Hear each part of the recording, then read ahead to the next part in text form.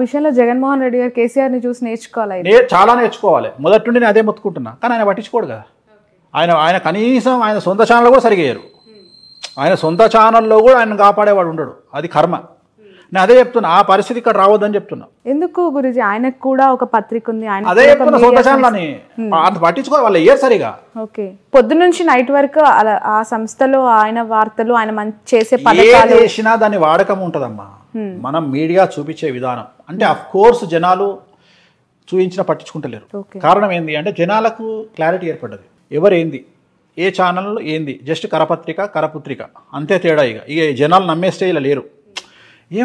Enjoy చేస్తున్నారమ్మా. Neutrality పోయింది. ఒకప్పుడు ఒక టీవీ ఛానల్లో ఒక సిఐ గురించో, ఒక ఎస్ఐ గురించో, ఒక రెవెన్యూ ఇన్స్పెక్టర్ గురించో, ఒక ఎంఆర్ఓ గురించి వస్తే షేక్ అయ్యేది వాడి ఫ్యామిలీ. ఇప్పుడు లైట్ తీసుకుంటున్న వాడు. ఈవెన్ వాళ్ళ పై అధికారులు కూడా దీన్ని అడ్డం పెట్టుకొని ఆయన మీద చర్య తీసుకోవట్లేదు. ఎందుకంటే అది నిజమా అబద్ధమా ఎందుకులే వదిలేస్తున్నారు. అంటే దానికి ఉండే గుడ్ విల్ అనేది, నిజాయితీ అనేది, క్రెడిబిలిటీ పోయింది. సో అందువల్ల ఇప్పుడు సోషల్ మీడియా ఉంది. ఆ బర్రె లెక్కను పట్టుకొచ్చిర్రు. ఆమె పని ఆమె చేసుకునేది తీసుకొచ్చి అనవసరంగా ఆమె దగ్గర రూపాయి కూడా పోయింది దెబ్బతోని తీసుకొచ్చి పెట్టిరు. ఆ సోషల్ మీడియా అడావిడి చేస్తుంది. జనాలందరూ పోయారు, ఆమెతో మాట్లాడారు, ఏదో చేసారు. చివరికి ఓ 10,000 ఓట్లు, 3,000 ఓట్లు, 4,000 ఓట్లు వచ్చినాయి. బిస్కెట్ అయిపోయింది. రేపటి ఇప్పుడు చూడు, నువ్వు ఎల్లుండి నుండి ఆమె ముఖం చూస్తాడు ఉండడు. ఆమె దుకాణం బంద్. అనవసరంగా ఆ పిల్ల ఏదో ఉద్యోగం చేసుకోకుండా చేసారు. కనీసం రేపు కాంగ్రెస్ గవర్నమెంట్లో ఏదైనా ఉద్యోగమే చేసుకున్న పిల్ల. ఇప్పుడు ఆ పిల్ల ఎటు కాకుండా అమ్మాయి అటు ఎమ్మెల్యే నా గర్కా నాకు ఘాట్కా అయింది. అదే అటు నేను అనేది ఈ సెలబ్రిటీ స్టేటస్లు ఇవన్నీ మనల్ని ముందుకు తీసుకెళ్తాయా, వెనక్కి తీసుకెళ్తాయా, వీటిలో ఉండే కష్టతరాలు ఏంది, వీటిని ఎదుర్కోవడానికి సిద్ధంగా ఉండాలి. సిద్ధంగా లేకుండా కనుక మనం చేస్తే చాలా చాలా చాలా ప్రమాదకరమైనటువంటి సిచ్యువేషన్లోకి నెట్టబడతాము. ఏ పార్టీకి పడితే సోషల్ మీడియా ఇన్ఫ్లుయెన్సర్స్ వచ్చేసారు. గులాబీ జెండా కానీ ఇప్పుడు గులాబీ జెండా పక్కకు పోయిందంటే మీ జెండా పరిస్థితి ఏంది? బండ బూతులు తిడుతుంటే ఇప్పుడు నిన్న అశూర్ రెడ్డి అని నాకు బాగా క్లోజ్ అమ్మాయి నిన్న ఏడుస్తుంది. ఏమైంది తల్లి అంటే, నిజంగా నాకు తెలియదు గురూజీ, రాజకీయాలు అంటేనే నాకు తెలియదు, ఏదో చేయమన్నారు, నేను ఏదో చేసిన.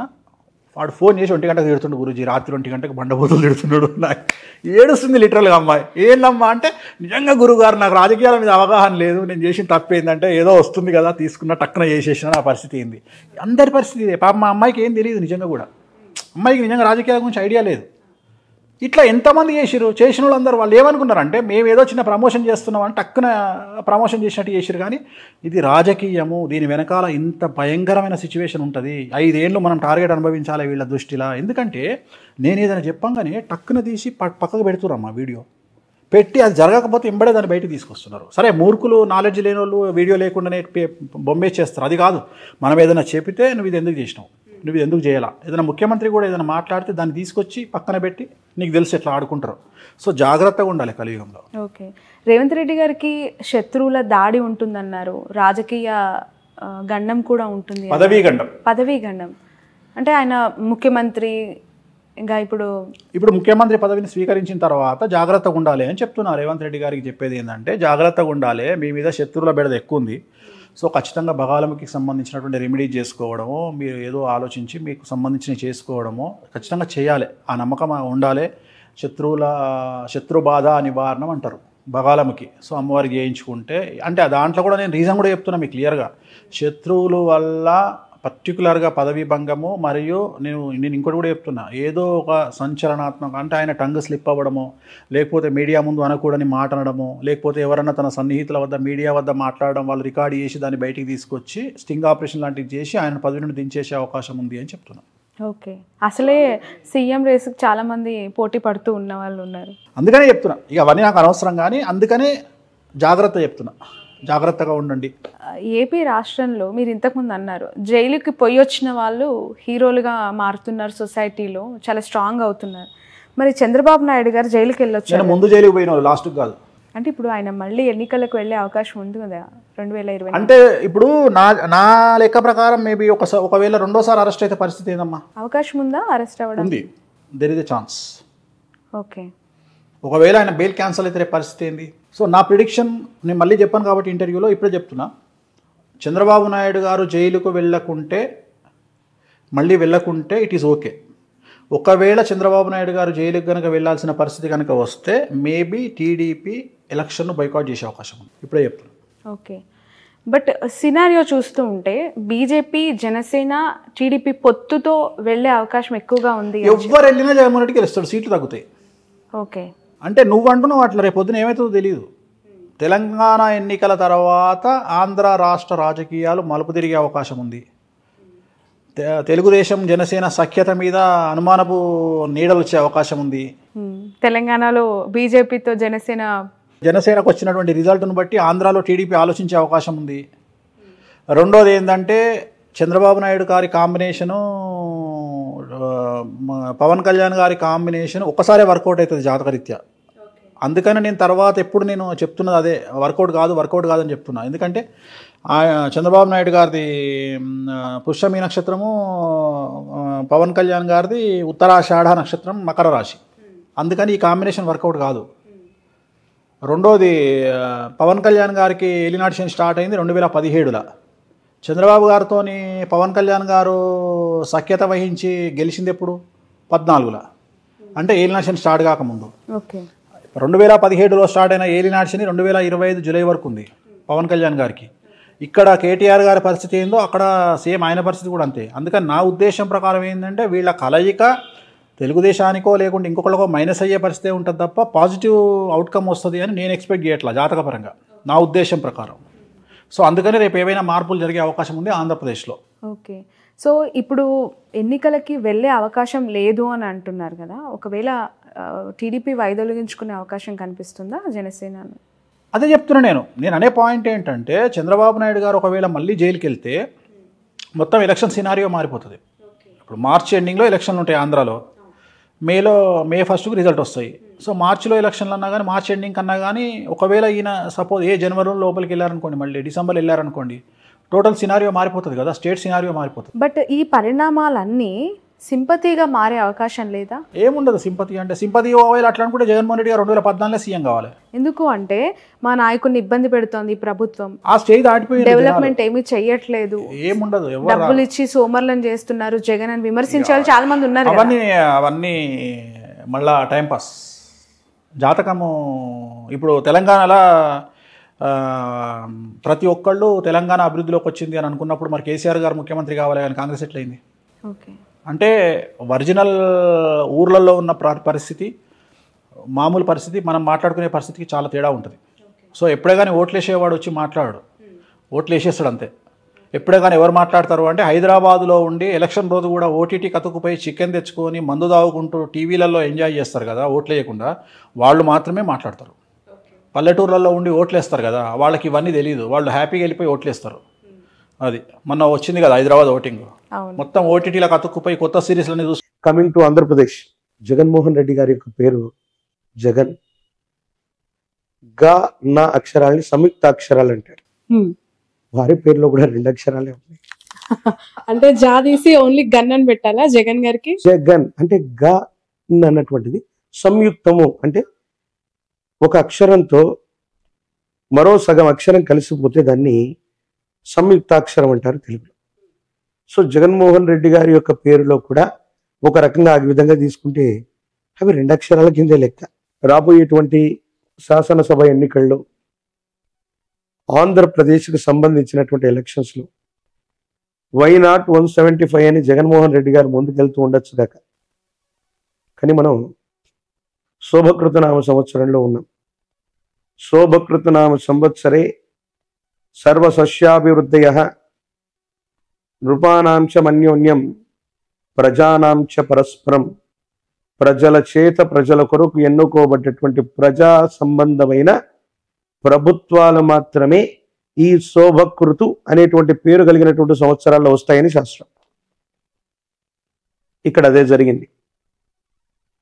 జగన్మోహన్ రెడ్డి గారు 175 స్థానాలు 151+ వాళ్ళు అనుకుంటున్నారు.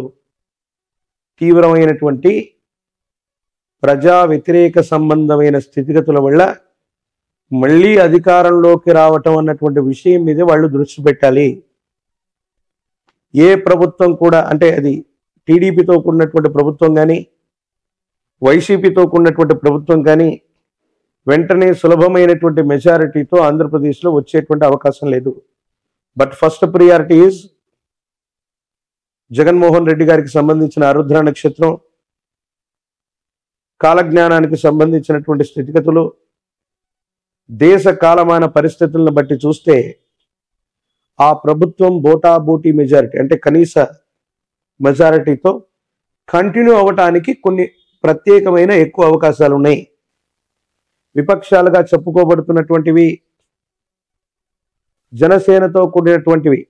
ఆయనది శ్రవణ నక్షత్రం. పవన్ కళ్యాణ్ గారు సమీపమైన భవిష్యత్తులో తప్పకుండా అమాత్యుడు, మంత్రి, అది ముఖ్యమంత్రి అవ్వండి, కేంద్ర మంత్రి అవ్వనివ్వండి, అమాత్యుడు అన్నటువంటి స్థానానికి దగ్గరగా ఆయన జాతకం ఉండబోతుంది.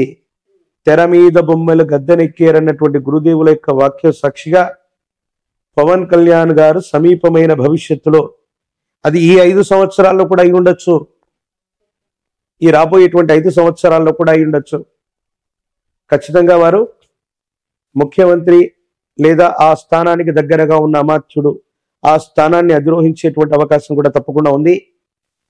మొదటి ప్రాముఖ్యతగా వైఎస్ జగన్మోహన్ రెడ్డి గారి యొక్క నేతృత్వంలో ఉన్నటువంటి వైసీపీ ప్రభుత్వం బోటాబోటీ మెజారిటీతోనైనా మళ్ళీ అధికారంలోకి రావటానికి కొంత ఎక్కువ అవకాశాలు ఉన్నాయి. అవకాశాలు జగన్ ఉన్నాయంటున్నారు, పవన్ కళ్యాణ్ గారికి కూడా లేకపోలేదు అంటున్నారు. ఎలా సాధ్యమవుతుంది? వైసీపీ ప్రభుత్వం వస్తుంది, అవకాశం ఉంటే జగన్మోహన్ రెడ్డి గారితో పవన్ కళ్యాణ్ గారు కలిసి పనిచేయకూడదా? అవకాశాలు ప్రస్తుతం ఏపీలో కనిపిస్తున్నాయి. ఒకవేళ జగన్మోహన్ రెడ్డి గారి యొక్క ప్రభుత్వం బోటాబోటీ చెప్తా, 2009 సంవత్సరంలో ప్రజారాజ్యం పార్టీ వచ్చింది. దేనికి వ్యతిరేకంగా వచ్చింది? ఈ ప్రాంతీయ పార్టీ దేశంలో అధికారంలో ఉన్నటువంటి కాంగ్రెస్ కి. అందరూ చిరంజీవి గారి యొక్క జీవితాన్ని, రాజకీయ జీవితాన్ని గొప్ప ఫెయిల్యూర్ అంటారు. నేను చెప్తాను, అది చాలా సక్సెస్ఫుల్. అది ఎవరికి సాధ్యం కాని అంశాన్ని ఆయన చేశారు. ప్రజారాజ్యం పార్టీ పెట్టారు, ఎమ్మెల్యే అయ్యారు 5 ఏళ్లలోనే, అంటే పెట్టిన వెంటనే ఎంపీ, రాజ్యసభ అయ్యారు, కేంద్ర మంత్రి కూడా అయ్యారు. 5 సంవత్సరాల తర్వాత పార్టీ విలీనం అయింది. ఎన్టీఆర్ గారు కూడా ఇటు దేశంలో ఇటు రాష్ట్రంలో చక్రం తిప్పగలిగినటువంటి స్థితి ఎన్టీఆర్ గారికి కూడా లేదు. పార్టీ పెట్టారు, ముఖ్యమంత్రి అయ్యారు అంతే. కానీ చిరంజీవి గారు పార్టీ పెట్టినటువంటి నేపథ్యంలో జగన్మోహన్ రెడ్డి గారు బయటికి వెళ్ళిపోవడం వల్ల కాంగ్రెస్ ప్రభుత్వం మైనారిటీలో పడితే కిరణ్ కుమార్ రెడ్డి గారు ముఖ్యమంత్రిగా ఉండడానికి కారణం చిరంజీవి గారు అయ్యారు. అటు దేశంలో ఉన్నటువంటి యూపీఐ కూటమిలో కూడా మిత్రస్వామ్యంగా వాళ్ళు ఉన్నారు. అటు దేశంలో రాష్ట్రంలో 2 గవర్నమెంట్లో పనిచేసి 5 సంవత్సరాల తర్వాత వాళ్ళు విలీనమైపోయారు కాంగ్రెస్లో. జనసేన పార్టీ అవసరం కూడా రేపు పొద్దున్న తెలుగుదేశానికే కాదు, వైసీపీ అవ్వచ్చు, వైసీపీ బోటాబోటీ మెజారిటీతో ఏదైనా ప్రభుత్వాన్ని ఫామ్ చేసి సమీపమైన భవిష్యత్తులో ఏవైనా ఇబ్బందులు ఉన్నప్పుడు అది పవన్ కళ్యాణ్ గారికి సంబంధించిన పార్టీకి సంబంధించిన ఎమ్మెల్యేలతో, ఇప్పుడు జనసేన ఎమ్మెల్యే వైసీపీతోనే కలిసి ఉన్నాడుగా. 151 మంది ఎమ్మెల్యేలు వైసీపీ వాళ్ళు అవుతే ఆ +1, 2, 3, 4, 5లో మొట్టమొదటి జనసేన ఎమ్మెల్యే కూడా వీరితోనే కలుస్తున్నారు. శాశ్వతమైన శత్రువులు మిత్రులు రాజకీయాల్లో లేరంటూ ఉంటారు. ఈసారి వైసీపీ ప్రభుత్వం ఒకవేళ వ్యవస్థీకృతమై గవర్నమెంట్ని ఫామ్ చేసిన 5 సంవత్సరాల్లోపు ఏదైనా అస్థిరమైనటువంటి ప్రభుత్వం ఏర్పడితే పవన్ కళ్యాణ్ గారి యొక్క నేతృత్వంలోని జనసేన కూడా భాగస్వామ్యం అవ్వచ్చు. లేదా వీటన్నిటికీ కూడా సమీప భవిష్యత్తులో ఆల్టర్నేట్గా ఉండి జనసేన సొంతంగా అవకాశం, అంటే మళ్ళీ రాబోయే 5 సంవత్సరాల కట్టుగా సొంతంగా వాళ్ళుగా ప్రభుత్వాన్ని ఏర్పాటు చేయగలిగిన స్థితి కూడా ఖచ్చితంగా ఉంది. ఖచ్చితంగా పవన్ కళ్యాణ్ గారు జీవితకాలం అంటే మళ్ళీ ఎక్కువ ఏళ్ళు అనుకునేరు, 5 సంవత్సరాల కాలానికి అటు ఇటుగా. చాలా మంది ఆయన జాతకం గురించి ఏదో చెప్తున్నారు. ఒక్క రోజైనా ఒక్క క్షణమైనా ముఖ్యమంత్రి ఆ అమాత్యుడు అన్నటువంటి ఆ స్థానంలో ఖచ్చితంగా కూర్చునే అవకాశం కనబడుతుంది. ఇప్పుడు ఆపరేషన్ లేకుండానే మోకాళ్లకు ప్లాస్మా ట్రీట్మెంట్, మీ ఆర్థోపెడిక్ సమస్యలన్నిటికీ రోబోటిక్ టెక్నాలజీ ద్వారా తక్కువ ఖర్చుతో శాశ్వత పరిష్కారం, ఫ్రీ కన్సల్టేషన్, ప్రతి ట్రీట్మెంట్ పై 20% డిస్కౌంట్. ఈ ఆఫర్ కొద్ది రోజులు మాత్రమే, త్వరపడండి. V9 hospitals 9281465842.